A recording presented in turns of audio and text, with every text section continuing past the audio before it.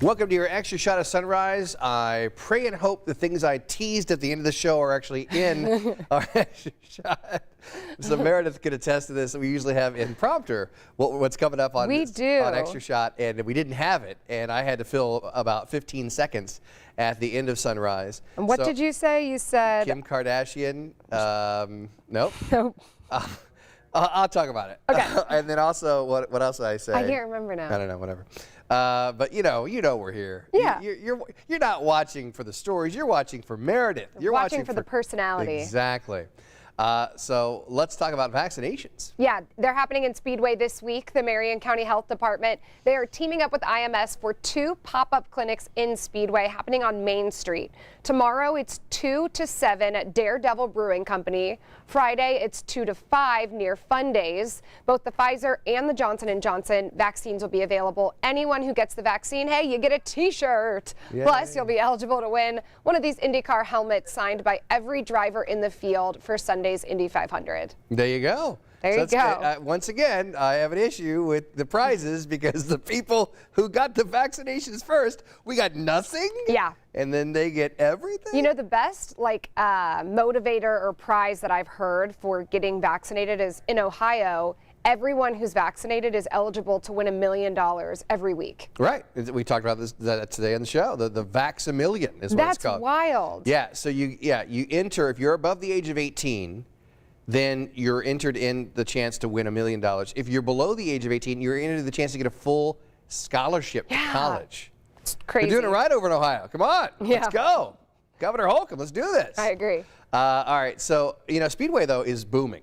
And if you haven't been on Main Street in Speedway, they're doing it right, man. They're doing it right because they started construction of this new development with retail restaurants and renters in mind. It's in downtown Speedway. You can see the groundbreaking right there. It's they're going to start the construction the day after the race. It's called 1300 Block, which, by the way, if we're not part of that in some way, us being Channel 13, I mean, yeah, it's so a crime. true. Yeah, exactly. We need a big 13 logo. The development is going up along Main Street. The 3-story building includes penthouse condos, loft apartments, eateries, and retail space and public for the plaza there.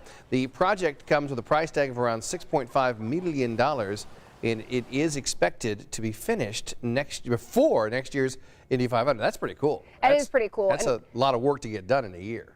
Yeah. I will say too, I grew up in southeastern Indiana, and my idea of Speedway, not knowing much about Speedway, just because I was so much closer to Cincinnati than I was to Indianapolis, so I knew of Speedway, the town, just through the 500, and my perception of it was that it was kind of like hillbilly and you know, yeah, it wasn't a good perception. And then I went, and this is before even this 1300 block renovation, and walking down Main Street and seeing all the new apartment complexes and things like that. Speedway is beautiful. Yeah. And you've kind of gone and gotten to go to the Big Woods restaurant and the Daredevil Brewing Company. I think they're doing so many good things. And I heard during the show they were asking a longtime Speedway resident her thoughts. What do you think about this 1300 block? And she was like, as long as the idea of Speedway stays the same, I think any renovation is a good thing, and I think that's probably true. What they're doing with the Speedway is kind of what they're doing with Wrigley Field in Chicago. Yeah. Because, Wrigley Field was in the middle of a neighborhood, and it was just you had a few bars, you had the Cubby Bear,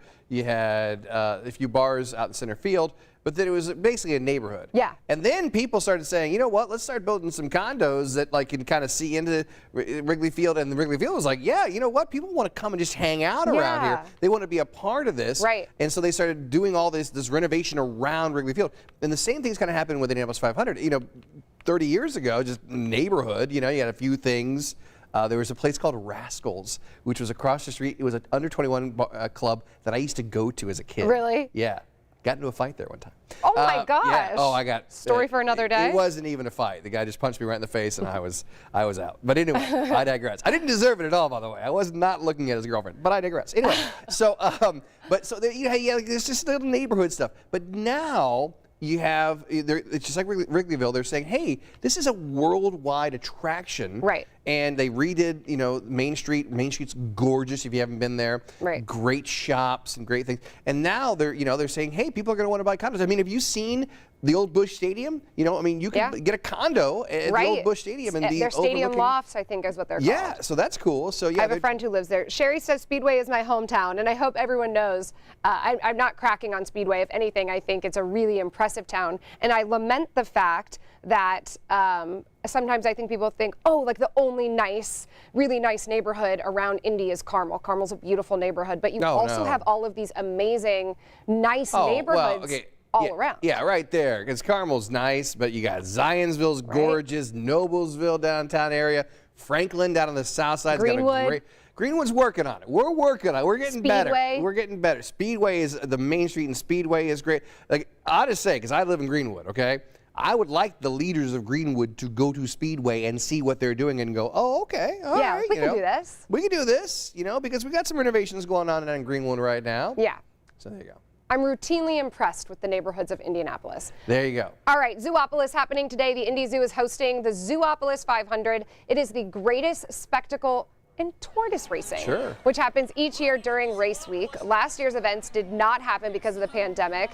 The green flag is set to wave at 11:30 this morning. And remember, Channel 13 is the only place you can watch the 105th running of the Indy 500. Our race day coverage, it begins Sunday morning at 5 a.m. right here on 13 News. We know a lot of you are asking, will we show the race live this Sunday? We sadly still don't know just yet. We're waiting on the official word, and the moment we know something, of course, we will pass it along on air and online. But we will have the race no matter what. I had a talk with the bosses yesterday, and I cannot share a thing that was said. But you know, I mean, I can tell you this. Okay. We're all in the same boat. Yeah. We're all like, all right, well, we'll find out. I mean, there is no, like, we cannot even give you an indication of it's looking like it's going to happen this way. It's just, we're just kind of like, we're all in the same boat, and trust us, we want an answer just like you do. So we'll get there. We'll get there, and I'm sure it'll be the best answer that we can expect. So we're getting some good comments. Tim says Carmel housewives make reservations for dinner. I don't know necessarily what that means. Michael Fox says the Hillbilly Congress of Speedway is called to an emergency session due to her comments. Yeah, by the way, I'm sorry. That was a bad choice really of word. Great people in Speedway. I'm looking for the. I got my phone's in my pocket. Yeah, you got to ease up on the people of Speedway. They're great people. As I said, that was an uneducated opinion formed as a child. Well, and I think too, lived in Southern Indiana. We don't help, in the media showing, the snake pit from the 70s. Right. I'm putting together this piece for Friday about Connor Daly's love of the snake pit, and there's this shot of the old snake pit. Yeah. And yeah, a lot of hillbillies. I mean, a lot of exposed guts, if you will, as far as the that thing going on there with the shirt that goes up to here and then the gut. Yeah, sure. Just setting the beer on top of it, that kind of thing. Brad says Carmel is nice, so is Fishers, but I could not handle that traffic every day. The traffic in Fishers was a deciding factor, because my wife's from Florida. Yeah. So she was like, wow, Fishers is nice. And then we got caught in traffic one day, and she's like, no, can't handle the traffic, Can't go to Target off of 116th Street or 100, because that's a lot of traffic there. Lisa says, good morning, I get my vaccine Friday. Chris says, wow, my sister lives in Ohio. You better be asking her if she won the $1 million. Susan says, I agree with Carlos on the prizes. I've been vaccinated since March. Yeah, I mean, what about our prizes? Can we get a mail-inner? Can you mail us something? Like first-time vaxxers? Or at least be grouped into these drawings. Yeah. Like, I want to be grouped into the $1 million drawing. You know what we are? What are they called? We're influencers. We are influencers. You influence the rest of us. I influenced people with my old age. Being 50 and being able to get the vaccination well before. Exactly. Thanks for being old, Carlos. You're welcome. So the NFL, here's the tale of two cities, if you will. The NFL season is it's ramping up here. We got mini camps coming up here. It's going to be kind of nice. But the NFL says most of its teams will be able to have full stadiums this year. That stadium right there, you look at that, Lucas Oil Stadium? Not so much. Yeah. So let me ask you this. Here's a little trivia question for you, okay? Okay.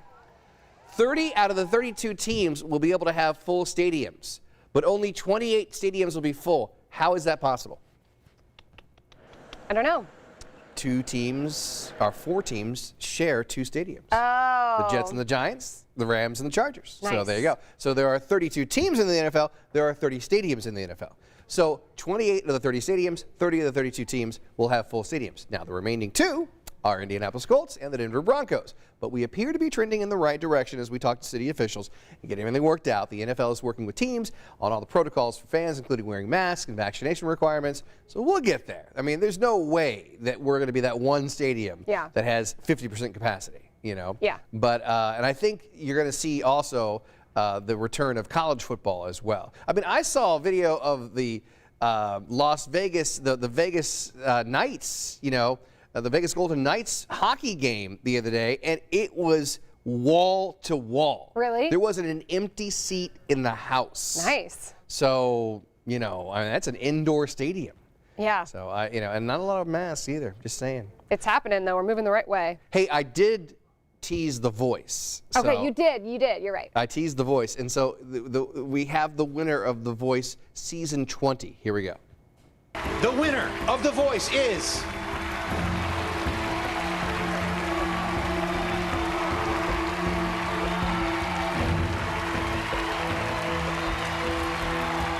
Cam Anthony. You did it.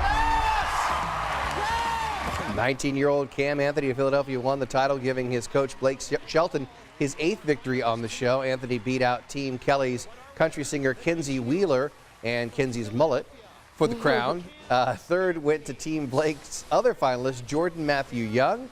The show returns in the fall with Ariana Grande joining the cast as a coach. Nice. While Nick Jonas takes a break and goes on tour. So Blake Shelton is like the best coach, right? He is. He's That's a good guy. his 8th win. You know, Gwen Stefani seems to dig him. Yeah. He's a good guy, and I mean, it goes to prove that, you know, he can. It's not just country singing with him. He can, you know, he's crossing all kinds of genres, if you will. How do you think he keeps winning? Do you think he's just the best at picking or arguing for these really good contestants? How do I put this delicately?